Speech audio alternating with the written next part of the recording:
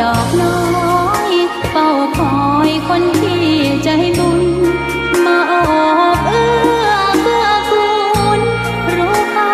ของบุญเก็บบัวขึ้นมา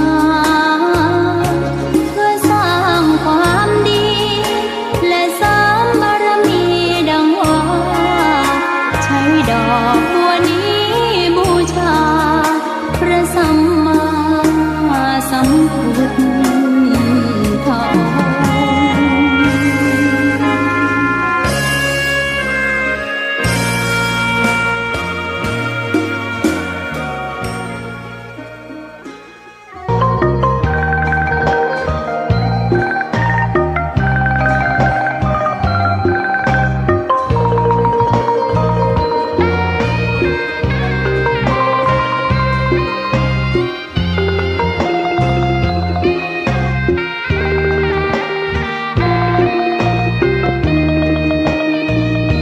ชะตา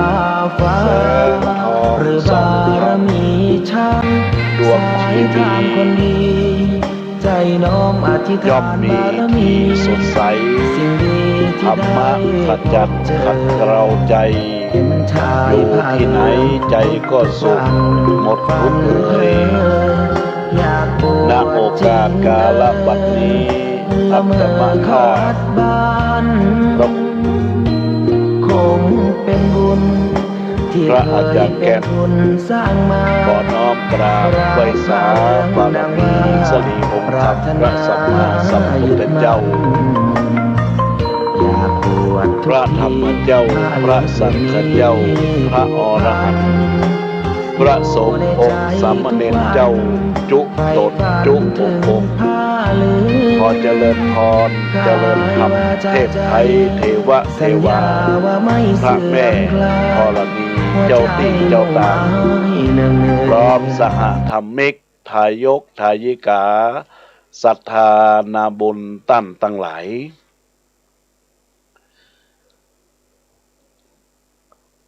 เต้าขุนมนนายตั้งหลายใหญ่น้อยป้อน้อยป้อหนานเด็กขาอ่อนน้อยที่มีใจจื่นจ้อยนิยมในธรรมวันนี้อาตมาภาพได้เข้าสู่รายการไข่จ๋าพุทธวจนังคำสั่งสอนขององค์พระสัมมาสัมพุทธเจ้าวันนี้จะไข่จ๋าสารธรรมเจ้าเพื่อฮือคัดกะเราเป่งว่าน้ำธรรมคำสอนองค์พระสัมมาสัมพุทธะเงือได้แจ่มแจ้งแสงธรรมเรื่องเก่าเรื่องใหม่บ่ได้ข้องคำขยายสารธรรมมดใสสว่างแจ้งมดใสสว่างแจ้งกราบนมัสการถวายความเคารพหลวงพ่อท่านพระครูวิชุวัฒน์วรกิจโจท่านผู้อำนวยการขึ้นวิทยุเพื่อการศึกษาพระพุทธศาสนาและจริยธรรม FM 104.50 เมกะเฮิรตซ์วัดฝ่ายหินไวยสาท่านพระครูสถิตธุราธรเจ้าวาดวัดสันขยอมตำบลสันทรายน้อยอำเภอสันทรายจังหวัดเชียงใหม่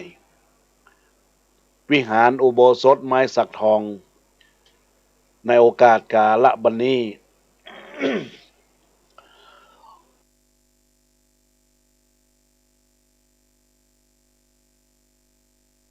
ขอเจริญพรเจริญธรรมเจริญสุขธรรมสวัสดีกับบรรดาคณะศรัทธาอุบาสกอุบาสิกา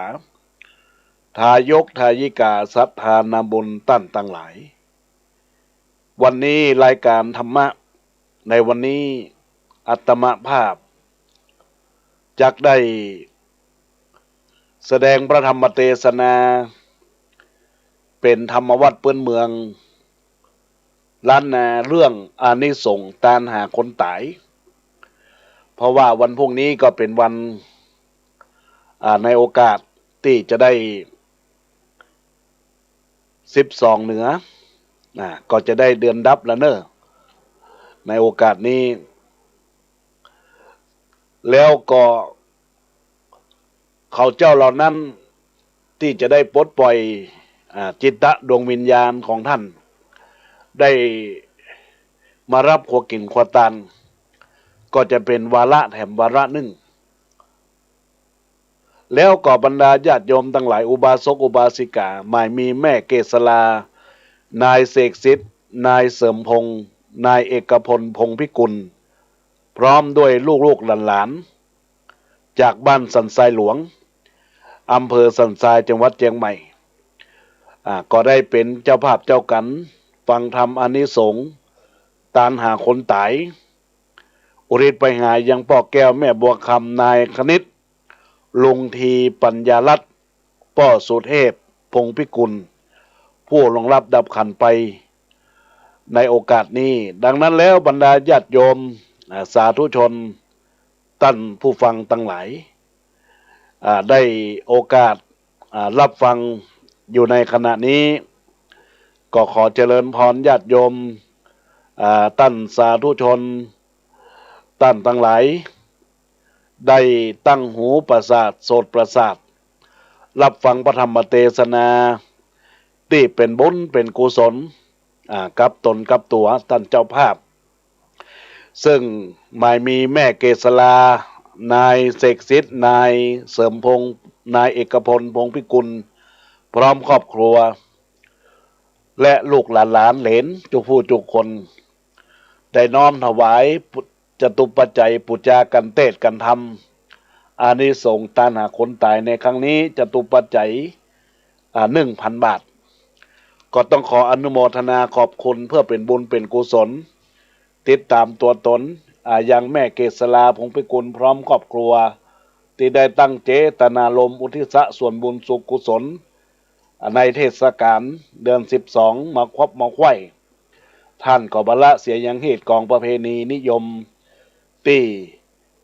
เจ้าพุทธคติธรรมเฮาได้ยึดถือกันมาเช่นปู่ย่าตายายลุงป้าน้าเอาพี่น้องเพื่อเป็นบุญเป็นกุศล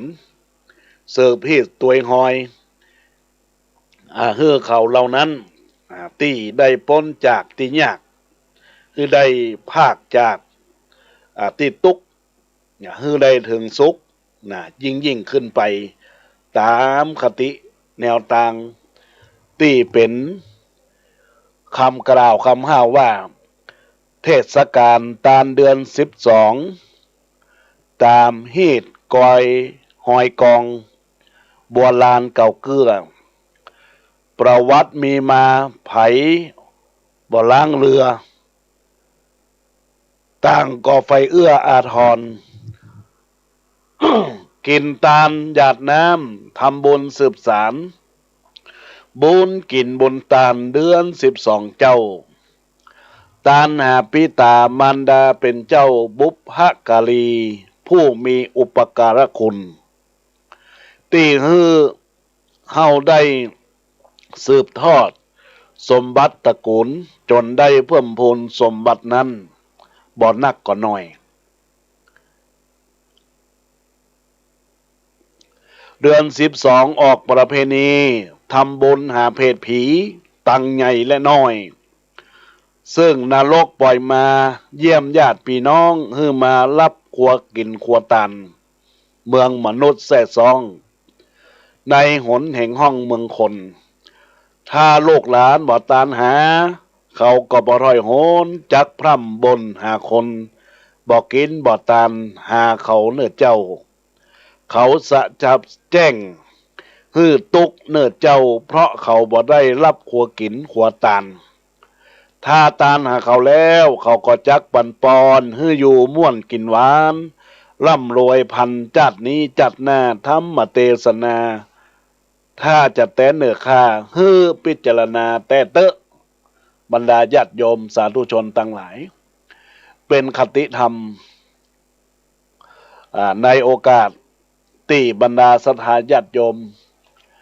ได้อยู่ห่วงของเทศกาลวันพรุ่งนี้ก็เป็นวันพระวันศีลวันธรรมสวรรค์ใหม่แล้วญาติโยมทั้งหลาย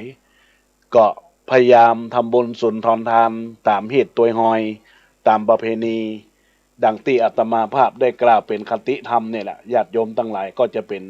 สิ่งที่เราจะสร้างสรรค์คุณงามความดีไว้กับตนกับตัวของมุลศรัทธาญาติโยมและท่านทั้งหลาย ซึ่งในโอกาสการทำบุญน่ะมันมีโอกาสทำแต่เราจะหยิบยกโอกาสของเราไปจะใดก็เหมือนดังที่เราตั้งหลายทำบุญไปแล้วมันจะหายไปสูญไปไหนมันก็เหมือนเอาไม้แห่เอามาหินขว้างกำแพงมันก็สะท้อนพิกมาเฮาในญาติโยมเราตั้งหลายนี่แหละเป็นสิ่งที่เราท่านทั้งหลายเรียกว่าเป็นกุศโลบายในการทำบุญทำกุศลแล้วก็สิ่งสำคัญในการเมตตาภาวนาเป็นบุญเป็นกุศลในโอกาสนี้ก็จึงขอเจริญพรกับบรรดาญาติโยมท่านสาธุชนท่านทั้งหลายได้น้อมรับสดับตะฟังพระธรรมเทศนาซึ่งได้มีเจ้าภาพที่ได้ร่วมอนุโมทนาในโอกาสครั้งนี้จะเป็นบุญเป็นกุศลเพื่อจะได้น้อมจตุปัจจัยถวายเป็นการน้ำกับไฟกับอินเทอร์เน็ตลิงก์สัญญาณและก็ได้ร่วมรับเป็นเจ้าภาพในโอกาสเป็นทุนการศึกษาของทางพระพุทธศาสนาคือทุนพระภิกษุสงฆ์สามเณรที่ได้ศึกษาเล่าเรียนเขียนอ่านในบวรพระพุทธศาสนาแล้วก็ได้เอาไปใจไปสอยตามเจตนารมณ์ของบรรดาคณะสัทธาญาติโยมท่านสาธุชนท่านผู้ฟังและท่านทั้งหลายดังนั้นแล้วก็ขอเจริญพรเรียนเชิญอุบาสกอุบาสิกาได้ตั้งอกตั้งใจน้อมโสดสดับตฟังพระธรรมเทศนาเรื่องอานิสงส์ตานหาคนตายว่าจะมีแนวทางดำเนินธรรมเป็นเรื่องราวเป็นจะได้พ่องเฮาก็ได้น้อมกันรับฟังณโอกาสกาลบัดนี้ตั้งอกตั้งใจเน้อ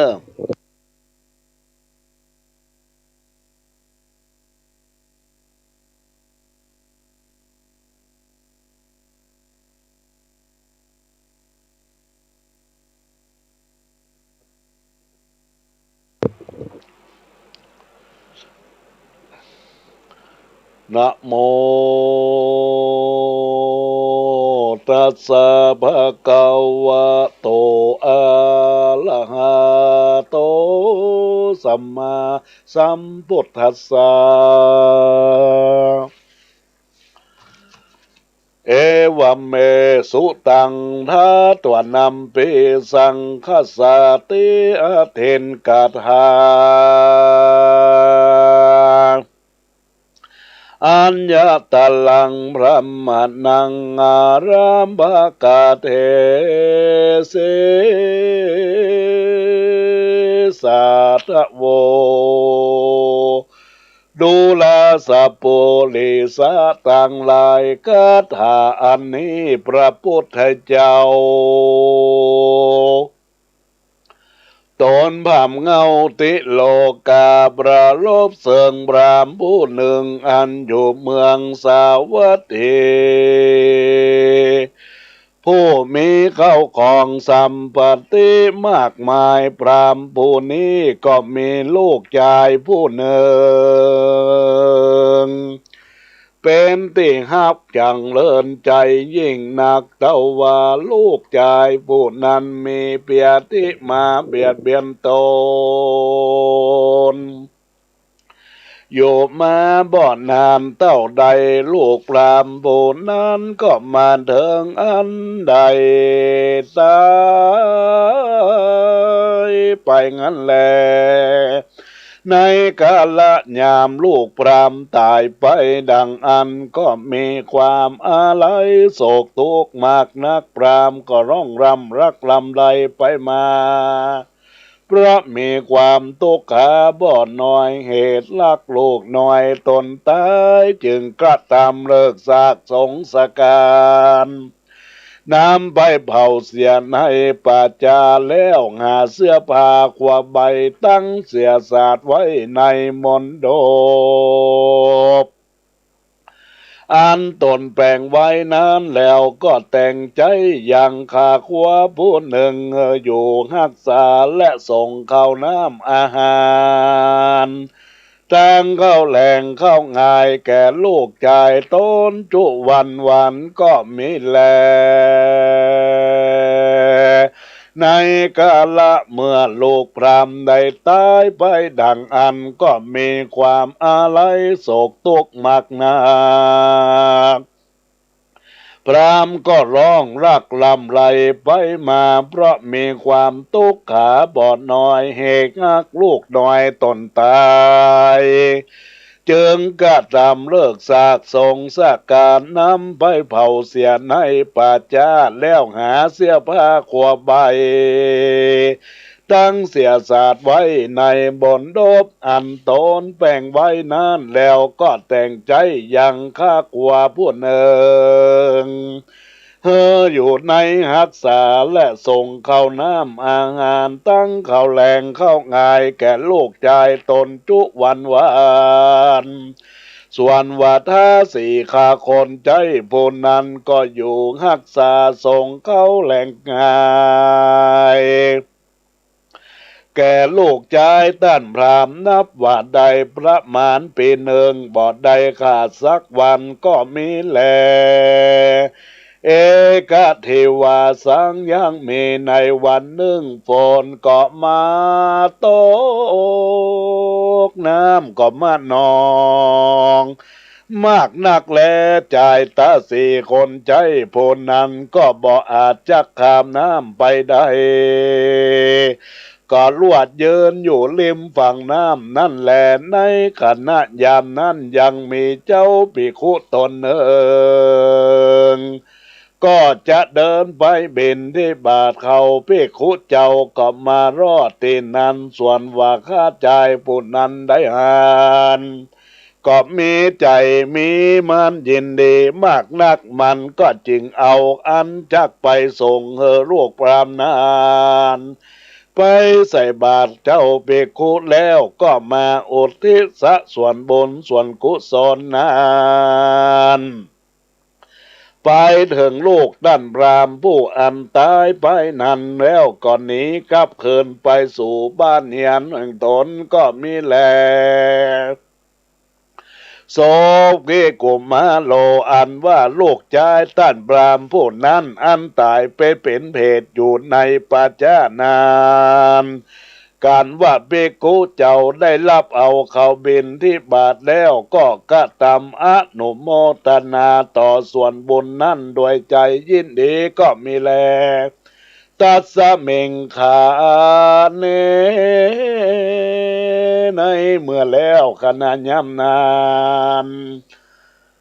ยังมีตั้นนาใดกระทำมานี่ก็ได้กระทำมาในกาละอันนาในกาละเข้าน้ำโภชนะอาหารทิพย์ก็บังเกิดแก่ลูกชายพรามเป็นอันมากนักหนาลัตติญาในกลางคืนมาลอดแล้ว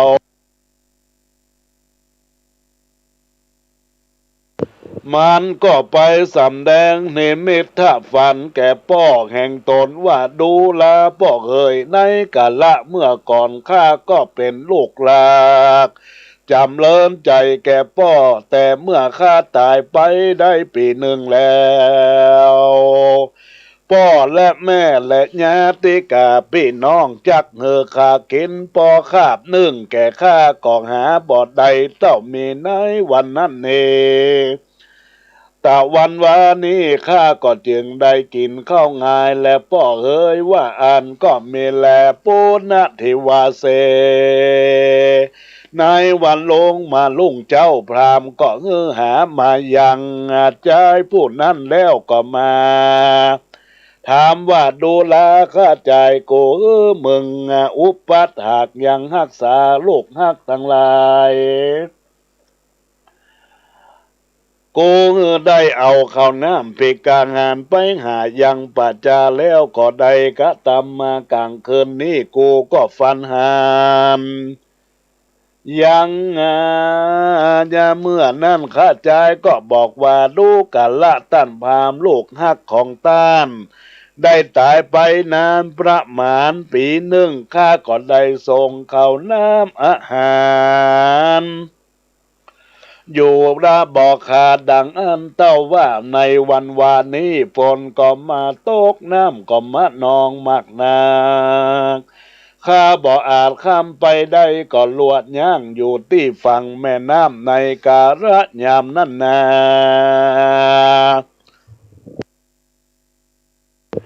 ยังมีเจ้าปิโคไปเอาเข้าบินที่บาทมาลอดข้าจึงเอาน้ำพริกขางหาร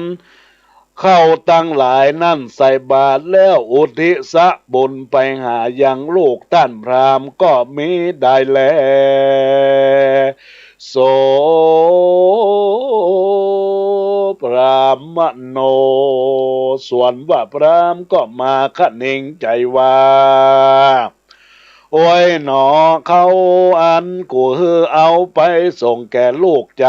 นานประมาณปีหนึ่งนั่นก็เป็นอันเปล่าเสียดายแต่หนอกวนกูไปทำพระพุทธเจ้าดูก่อนเตอะพรามคะเนงใจสันนั่นแล้วก็เข้าไปไหว้สาพระพุทธเจ้าแล้วนั่งอยู่ที่กวนแก่ตนแล้วก็ถามพระพุทธเจ้าว่าปันเตปะเขาว่าข้าแด่สัพพัญโญพระพุทธเจ้าดังว่าปุกขละผู้หนึ่งมีพี่น้องลูกหลานผัวเมียตนก็ดีได้ตายไปดังอ่านเขาผงอันอยู่ภายหลังนี้ยังฮักผู้ที่ตายไปดังอันก็มาแป่งมนดบไว้แล้วมาส่งเข้าเฮือกินทุกวันผู้อันตายไปนั้นจักได้กินหรือได้อันนาจาศรัทธาอันว่าพระพุทธเจ้าก็กล่าวแก่พรามว่าดูกาลาท่านพรามแม่นจักอุปาถากนานได้ปีหนึ่งก็ดีก็บอกเป็นกุลและตนเข้าของเงินคำดังอ่านก็เปิงดีก็ตำบลเฮอตานโอทิสะไปหาเขาผงนั่นอันตายไปนั่นด้วยใจใส่ศรัทธาแห่งตนเตอพรามได้ยินแล้วพระพุทธเจ้าก็กล่าวดังอันแล้วก็มีใจจมชื่นยินดีมากนักก็ไว้ยังพระพุทธเจ้าแล้วหนีไปสู่เฮียนแม่แห่งตนก็มิแลปูนนาทิวาเสในวันโลนหลวงเจ้าต้านพามก็ถือเอาเข้าตอกดอกไม้ของหอมไปนิมันตนาพระภิกขุสงฆ์มีองค์พระพุทธเจ้าเป็นต้นเป็นประธาน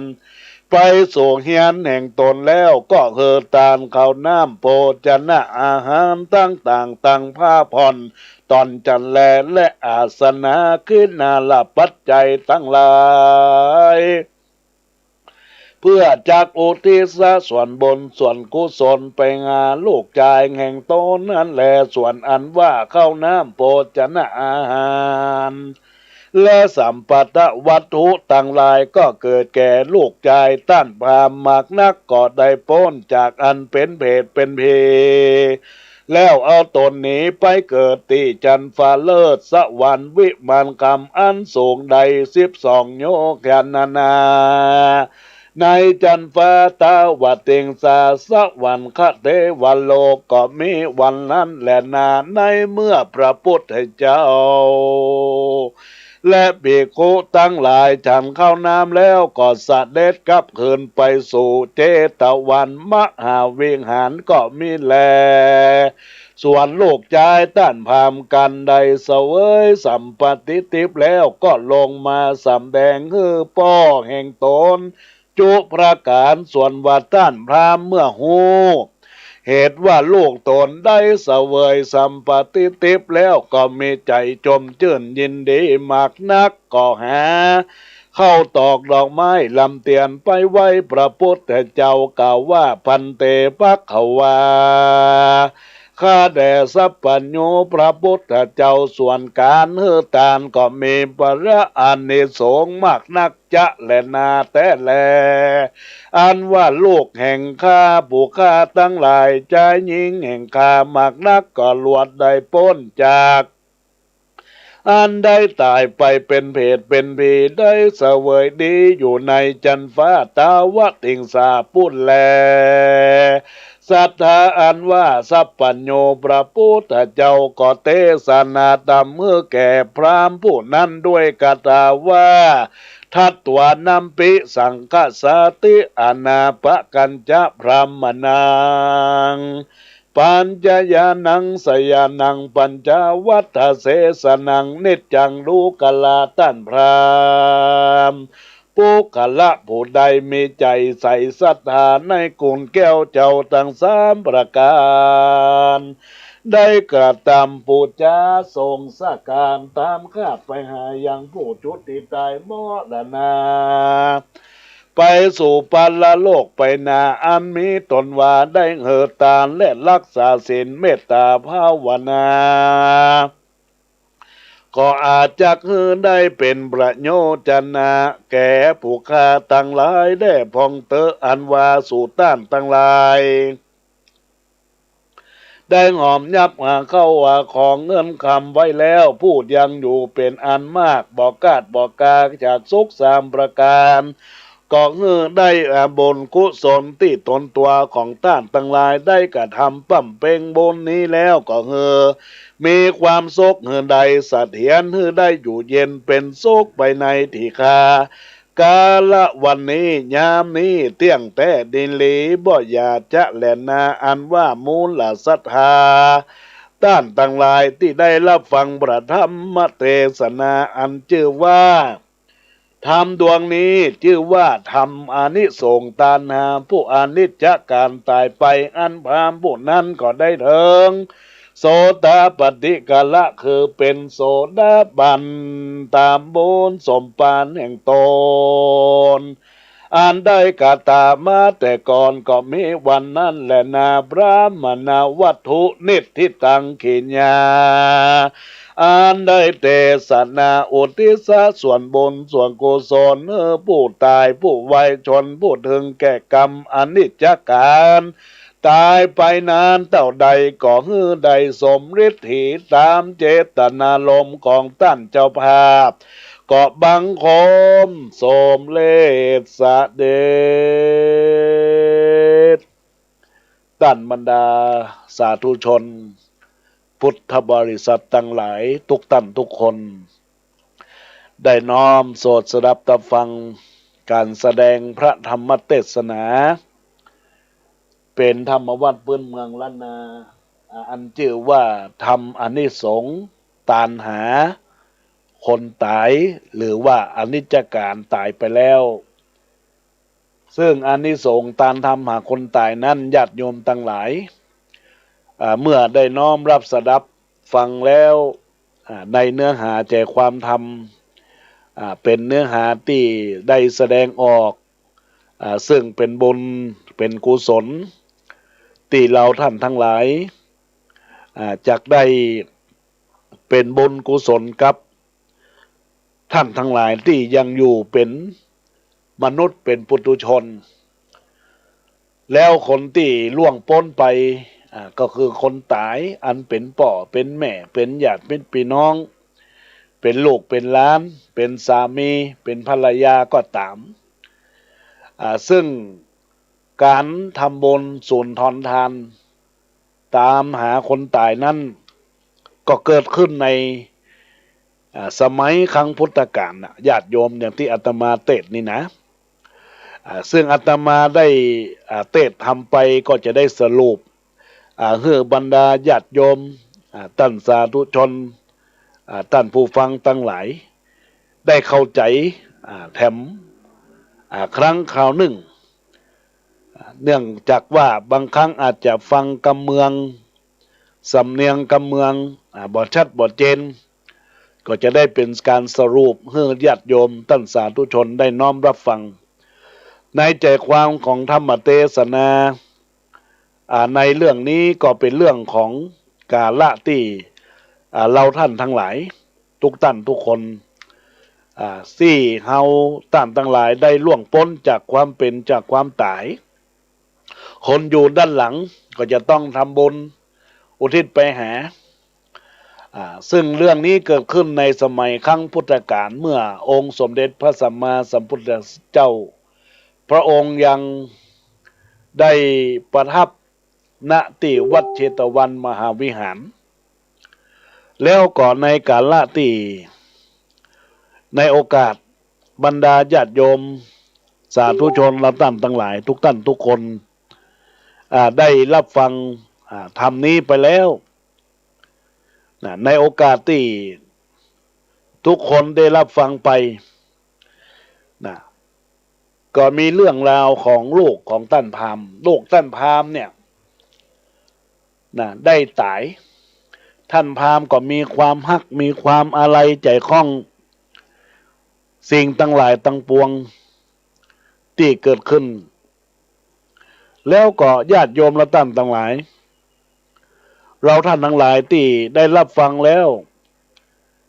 ในโอกาสนี้จึงเป็นสิ่งที่เราจะต้องพิจารณาในส่วนของการที่ลูกท่านพราหมณ์ท่านได้ตายไปเนี่ยท่านพราหมณ์ก็มีความอะไรโศกเศร้านำเอาร่างกายไปเผาเสียในปัจจาเรียกก็เอาทุกสิ่งทุกอย่างไปไว้ในมณฑปแต่แล้วเมื่อได้ทำการบอกกุศลผลบุญทานโดยเฉพาะได้นำเอาข้ายิงข้าใจเอาอาหารข้าวน้ำพิกอาหารเนี่ยเอาไปฮื้อตึงวันวางตำตีมณฑปทุกวันนานได้ปีหนึ่งแต่ปรากฏว่าเมื่อถึงกาละวันนั้นปรากฏการณ์ว่า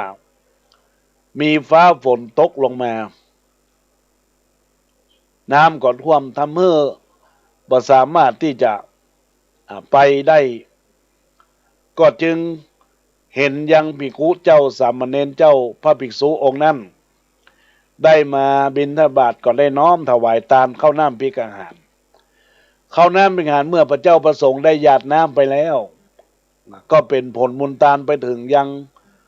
โลกของท่านพราหมณ์เป็นข้าวทิพย์น้ำทิพย์เสวยไปฮื้อเป็นบุญกุศลแล้วก็ทำให้เป็นของทิพย์ทำให้ไปเกิดนิมิตฝันหันกับท่านพราหมณ์ก็ฝันว่าลูกได้ตายไป1 ปีเป็นคำบนของลูกว่าปีหนึ่งเนี่ยก็หาได้กินข้าวแต่ว่าเนี่ยท่านพราหมณ์ก็สะดุ้งตกดึงตนใจแล้วก็เลยลงมาถามค่าจ่ายยิงตุกขตะหรือผู้รับใช้ก็เปิ้นก็ได้กล่าวว่าเปิ้นเนี่ยได้เอาเข้าไปทุกวัน1 ปีละแต่วานี้เพียงแต่ละวาเนี่ยไปบ่ได้ก็หันพระสงฆ์ได้หยาดน้ำไหมตานก็จึงได้นำเอาเข้าพิกอาหารเนี่ยไปถวายน้อมถวายตนตัวของพระเจ้าประสงค์พระเจ้าประสงค์ก็ได้ปั่นปอนอุทิศส่วนกุศลไปรอดไปถึงยังดวงวิญญาณของลูกท่านพราหมณ์เพื่อเป็นบุญเป็นกุศลอุทิศไปหาท่านพราหมณ์ก็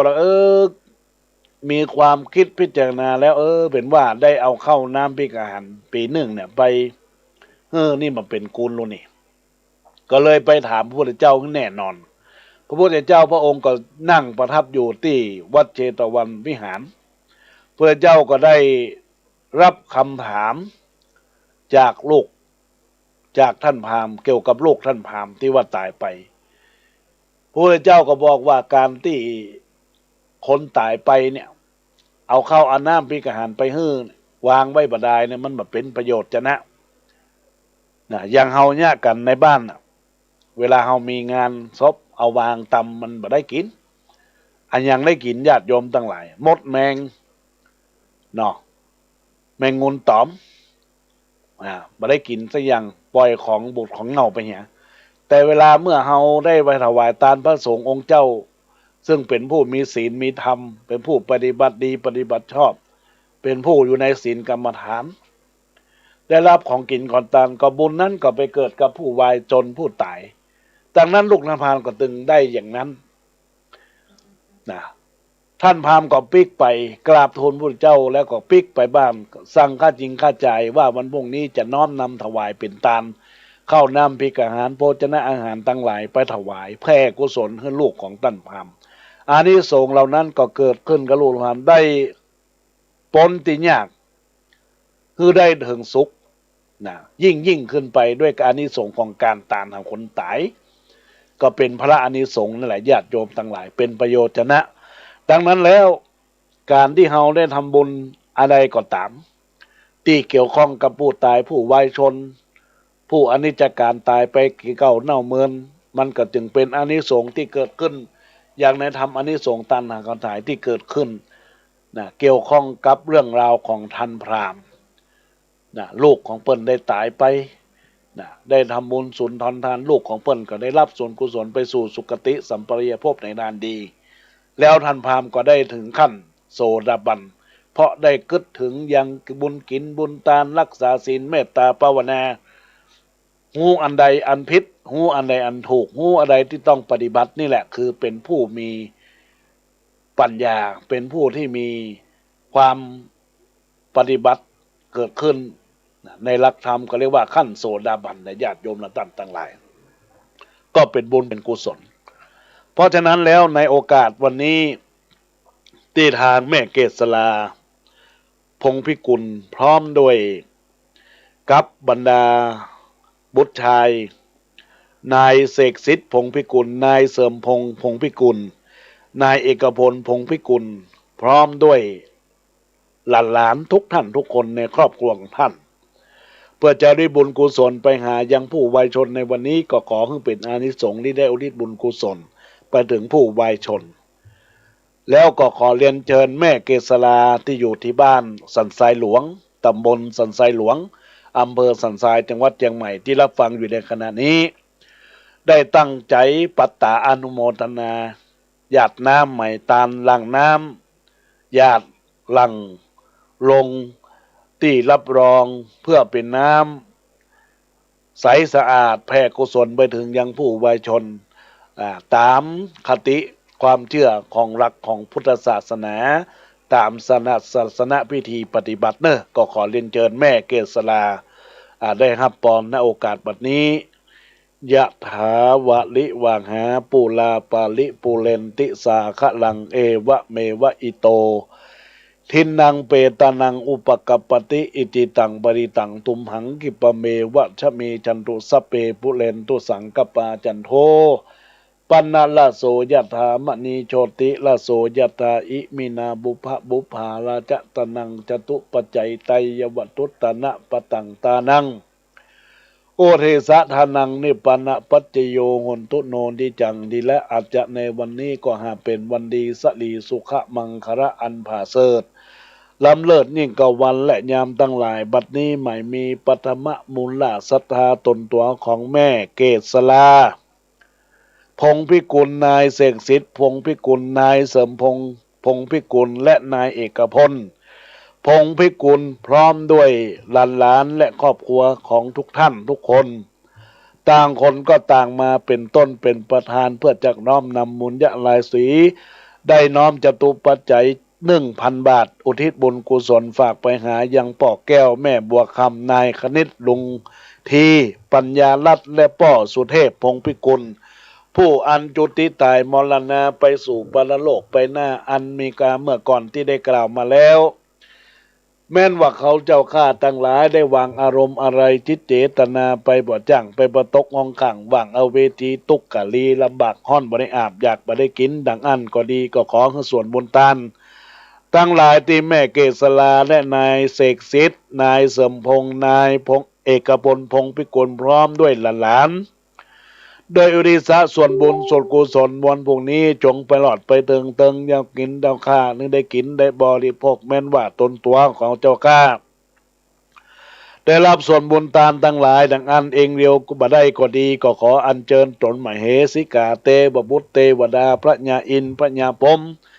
ประญายมมาราชโคตรนาคน้ำปรมัยไอสวนตนจำบุญละตนจำบาปตนจะจำน้ำหยาดไม่ตานตนมีอิฤทธิญาณในฐานะวัดวาอารามกรรมเขตแห่งวัดสันขยอมฐานันตละตตินีจมนำสวดบุญตานมวลพวกนี้ไปปรากฏจดเจียตัดสองหน้าตันตาจิตตะดวงวิญญาณของปอกแก้วแม่บัวคำนายคณิตลุงทีปัญญาลัตน์พ่อสุเทพพงพิกุลได้กินได้บริโภคไปรอดเมื่อเจ้าเป็นเข้าไงไปรอดเมื่อควายขอเป็นแผ่นเสื้อแผ่นผ้าไปรอดเมื่อลูนเมื่อยามเมื่อล่างเป็นเข้าติบน้ำติบสิบประการไปรังการไปเฮือสะเปาคำลำพาเสดนำตนตัวของปอกแก้วแม่บัวคำนายคณิตลุงทีปัญญาลัตน์พ่อสุเทพพงพิกุลได้ขี่ข้ามจากองค์สงสารปันหลอดปันเถิงเวียงแก้วอามาตะมหาเนละปานนั่นจุงจักมีตามบทบาทบาลีที่องค์พระสรีสัมมาสัมพุทธเจ้าได้เทศนาเป็นคาถาอายัญจะโคทักขินาทินาสังคเมสุปฏิติตาติกัลตังหิตายาสะธนะโสอุปกปปติโสยาติธรรมโมจะอายันนิทัสสิโตเปตนะปุจจาจกตาอุลาลาปลัญจะภิกขุนมนุปตินังตุเมหิปุญญังปะสุตังอนะปะกันติสัพพิติโยวิวัจจันตุสัพพะโลโกวินาปาเตภวะตวันตาลายุสุขีติกายุโกภวะอภิวาตนาสีลิสะนิจังวุตาปจายโนจัตตาโลธรรมาวัฏันติอายุวันโนสุขังพลังพัฒหานทนังจะตุปัจจัยทานังโอติสัทธานังนิพพานังปรมังสุขังก็ขออนุโมทนาขอบคุณกับเมธเกษลาพงพิกุลนายเสกสิทธิ์พงพิกุลนายเสริมพงพงพิกุลและนายเอกพลพงพิกุลพร้อมด้วยล้านจุบูจุคนได้น้อมถวายเป็นตาลตามน้ำบาน้ำแห่งของท่านในวันนี้แล้วก็ขอให้เป็นบุญเป็นกุศลได้เป็นกาละที่เราท่านทั้งหลายได้สร้างบุญสร้างกุศลก็ขอให้ครอบครัวของแม่เกษลา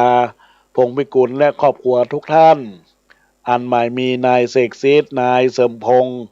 นายเอกพลพงพิกุลพร้อมหลังล้านได้อยู่เย็นเป็นสุขอายุมั่นขวัญยืน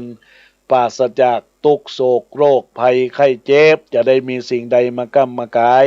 หิมากาขึ้นทำสิ่งหนึ่งสิ่งใดที่ชอบประกอบไปโดยธรรมก็ขอจงพันสำเร็จจงพันสำเร็จจงทุกประการเป็นที่ฮักของมนุษย์และเหล่าเทวดาเจ้าตั้งหลายเน้อก็ขออนุโมทนาขอบคุณครับครอบครัวของท่านณโอกาสบัดนี้ก็ขอขอบคุณเน้อในโอกาสนี้ศรัทธาญาติโยมอุบาสกอุบาสิกาทุกท่านทุกคนได้น้อมรับสดับตับฟังการแสดงพระธรรมเทศนาธรรมวัดพื้นเมืองล้านนาจบลงไปอาตมาภาพได้สรุปในหัวข้อใจความธรรมเป็นที่เรียบร้อยสัพพะทานังธรรมะทานังจินันทิการฮือธรรมเป็นทานย่อมสนะการทุกอย่างทุกปวงญาติโยมลำตั้นต่างหลายการตานอันยังก็ถึงสู้การตานทำมาได้เนอะญาติโยมอย่างวันนี้ครอบครัวของคุณแม่เกษลาพงพิกุลได้ตานทำย่อมชนะทุกอย่างทุกประการได้ทำการทำบุญสุนทรทานได้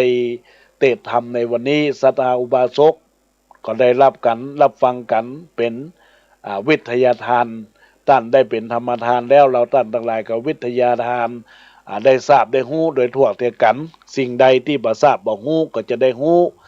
กันยิ่งขึ้นไปก็ขออนุโมทนาขอบคุณตอนนี้มีทางสายเข้ามาโอกาสนี้เจริญพรนมัสการพระอาจารย์ครับครับเจริญพรวันนั้นผมกับ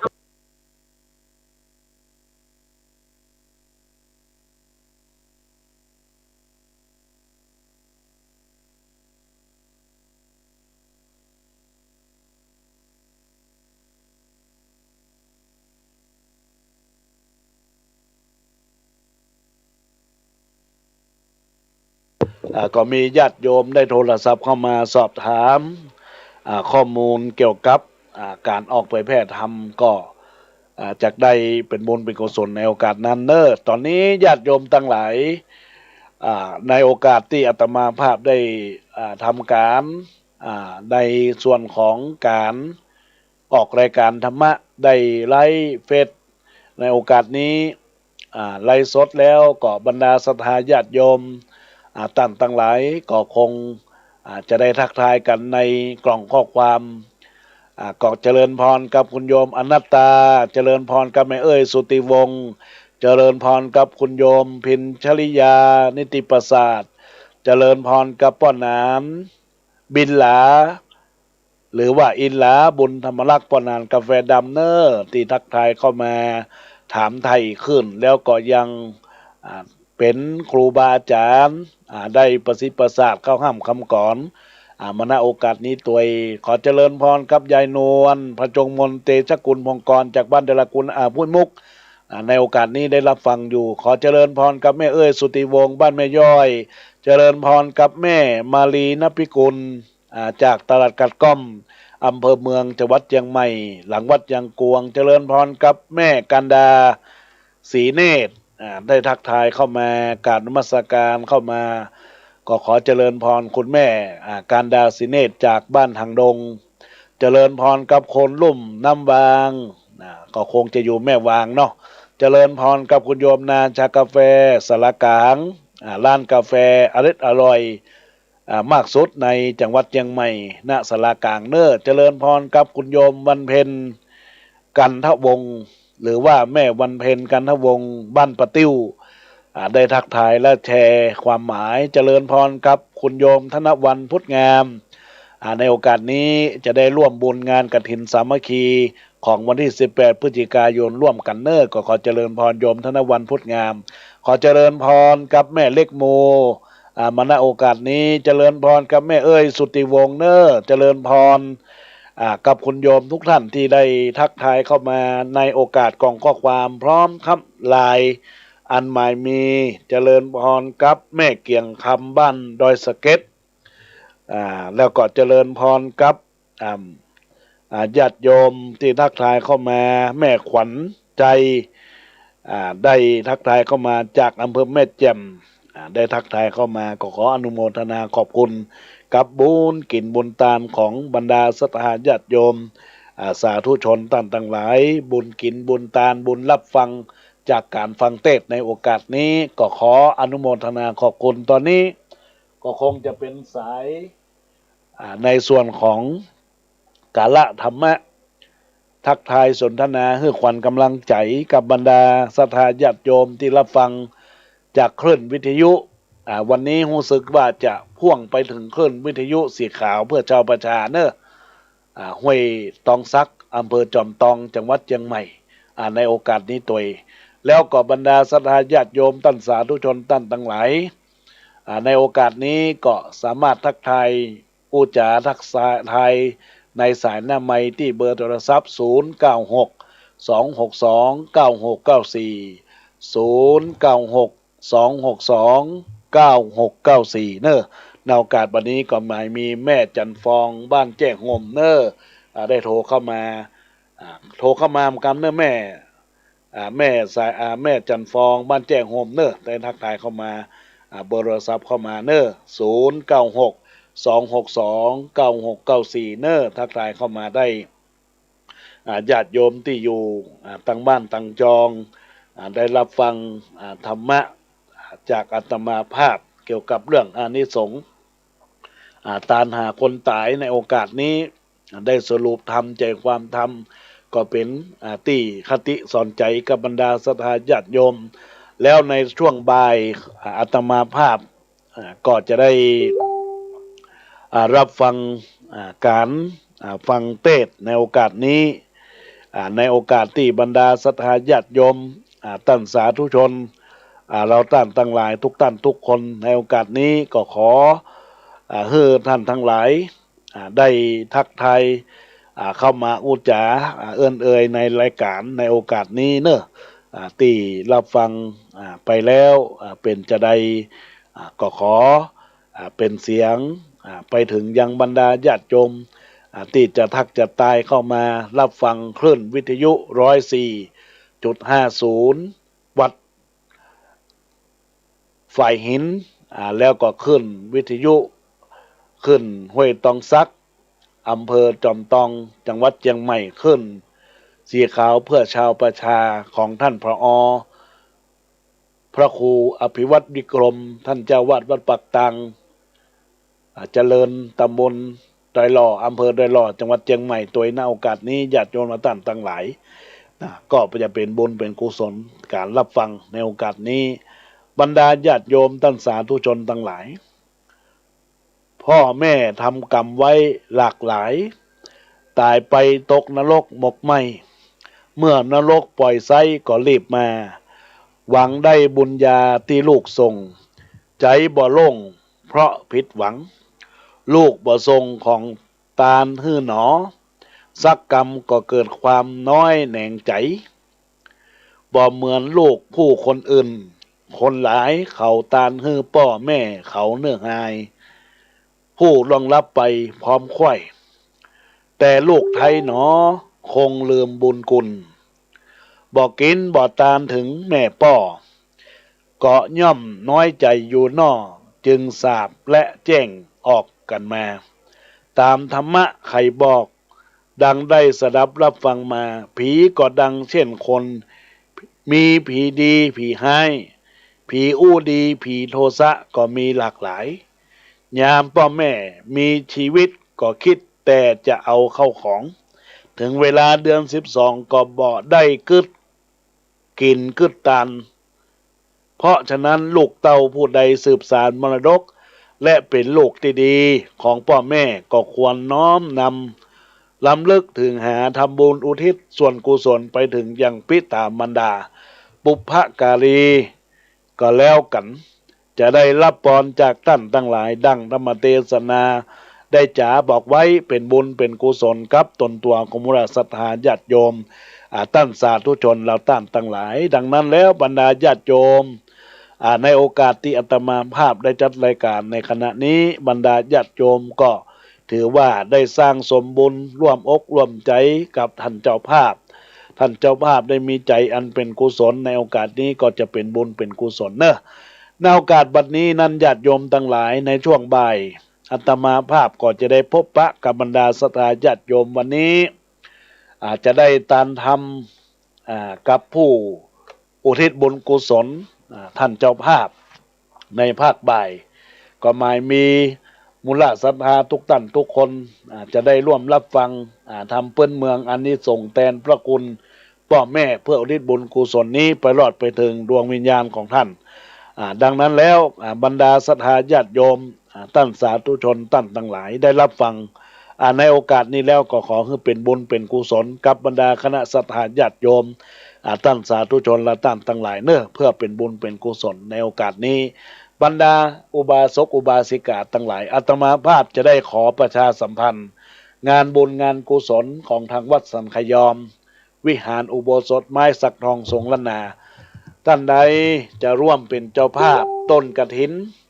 ต้นละ500 บาทตามเจตนาของบรรดาศรัทธาญาติโยมท่านทั้งหลายที่ได้รับฟังในโอกาสกาลวันนี้แล้วจะร่วมเป็นบุญจะร่วมเป็นกุศลในโอกาสที่ท่านทั้งหลายได้กระทำบำเพ็ญบุญกุศลที่เกิดขึ้นจากจิตจากใจยังตนตัวของท่านทั้งหลายให้เป็นบุญเป็นกุศลกับทุกคนทุกท่านก็ขอให้ญาติโยมและท่านทั้งหลายได้กระทำบำเพ็ญบุญกุศลที่เกิดจากจิตจากใจแล้วก็ขอให้ท่านทั้งหลายได้ร่วมกันเป็นบุญกุศลในโอกาสที่ทางอาตมาภาพจักได้บอกกล่าวผ่านทางคลื่นวิทยุนี้โดยหลวงพ่อพระครูสถิตธุราธรเจ้าวาดวัดสันขยอมได้ประกาศประชาสัมพันธ์จะทอดกฐินในวันที่18เดือนพฤศจิกายนพุทธศักราช2564ในโอกาสนี้จึงขอบอกบุญร่วมเป็นต้นกฐินกองละ500 บาทหรือตามเจตนารมณ์ของบรรดาศรัทธาญาติโยมตามวรรคมาหาได้ตามจิตตามใจได้ส่งข่าวกล่าวบอกได้ที่เบอร์โทรศัพท์0962629694อาตมาภาพก็จะได้ ทำการบอกบุญบอกกุศลกับบรรดาคณะศรัทธาญาติโยมสาธุชนท่านทั้งหลายโดยทั่วกันแล้วก็ญาติโยมและท่านทั้งหลายในบุญในกุศลที่เกิดขึ้นจากจิตจากใจของบรรดาศรัทธาญาติโยมที่ในโอกาสที่ได้รับฟังในวันนี้ก็ขึ้นจะได้ตายจะถูกจะร่วมเป็นบุญกุศลก็ก้อยโทรศัพท์เข้ามามีเวลาเหลือแถมเดือนกว่านะแถมเดือนไปญาติโยมทั้งหลายออกพรรษาแล้วปุ้นใกล้เดือนนี้อาตมาภาพงานวัดของอาตมาภาพก็จะได้ทอดกฐินเพื่อเป็นการจะได้สมทบทุนในการเทพื้นทางเมนชั่วคราวพระราชทานเพลิงศพในต้นเดือนกุมภาพันธ์คือวันที่7ถึงวันที่13กุมภาพันธ์ในโอกาสวันนี้ปี2565เนอะญาติโยมและท่านทั้งหลายในโอกาสนี้ตอนนี้ก็จะได้ขอลารายการกับบรรดาศรัทธาญาติโยมพ่อแม่พี่น้องท่านสาธุชนและท่านทั้งหลายเนอะท่านใดที่ได้ทักทายกันเข้ามาแล้วก็ขออนุโมทนาบุญทุกท่านทุกคนพอเข็มนาฬิกาถึงเวลาแล้วจิตใจผ่องแผ้วเจยบานถึงเวลาจำใจภาคจากกันกำหนดเทศนานังสารธรรมพระพุทธเจ้าลาญาติลาโยมผู้ฟังท่านเจ้าสาธุชนหมู่เฮาทั่วทิศลาป่อน้อยป่อนานปู่ย่าทั่วทิศคนแก่เท่าเอาท่านกำลัง ลา ฟัง ตุลาภะ สถานีวิ ทั่ว ทยุ ทุกทิศสาอาตมาก่อลาปะกันวันหน้าของอยู่ดีมีสุขทั่วหน้าสัพพะภัยญาหลีกคลายมั่งมีสลีสุขพ้นทุกข์ยากไร้ได้เป็นเจ้าคนและนายคนจากนี้จากหน้าอย่าได้อับจนทุกท่านทุกคนมีสุขทั่วหน้าทุกท่านทุกคนมีสุขทั่วหน้าอายุวันโนสุขังปะลัง